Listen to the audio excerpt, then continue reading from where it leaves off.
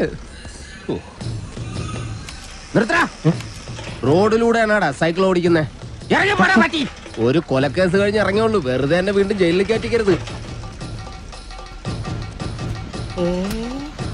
ചേട്ടാ ഇന്നത്തെ കേരള അതെന്താ നാളെ കേരളം ഇല്ലേ?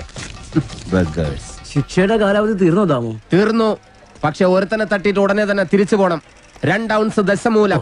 അരിഷ്ടം കഴിക്കുന്നുണ്ട്. അപ്പൊ തല്ലു നടത്താൻ പോവുകയാ. ആരാ കക്ഷി?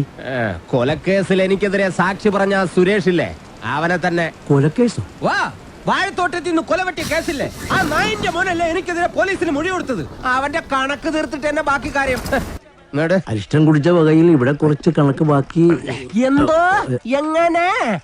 എടാ ഞാൻ ഇനി കുറച്ച് ധന്വന്തരി കുഴമ്പെടുത്ത് വെച്ചോ. ആടി കഴിഞ്ഞ് തിരിച്ചു വരുമ്പോ എനിക്കൊന്ന് പുരട്ടാനാ. ബുദ്ധിജീവിടാ, എടാ ഇന്നെങ്കിലും പോയി അടിച്ചനച്ച് കുളിച്ചിട്ട് വേണമെങ്കിൽ അവന്റെ ബോഡിക്ക് റീത്ത് വെക്കാൻ പാടാ. എല്ലാത്തിനും കാണിച്ചു തരാം.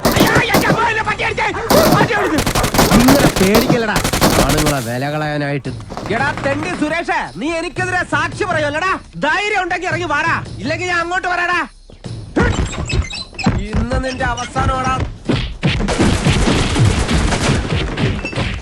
എന്ത് സംഭവം? രസമൂലം ആ സുരേഷിനകത്തിട്ട് തല്ലി ചതക്കുക. സുരേഷ് കഴിഞ്ഞ ദിവസം വീട് മാറിപ്പോയില്ലേ? ഇപ്പൊ ഇവിടെ പുതിയ CI അല്ലേ താമസിക്കുന്ന? സർക്കിളാ.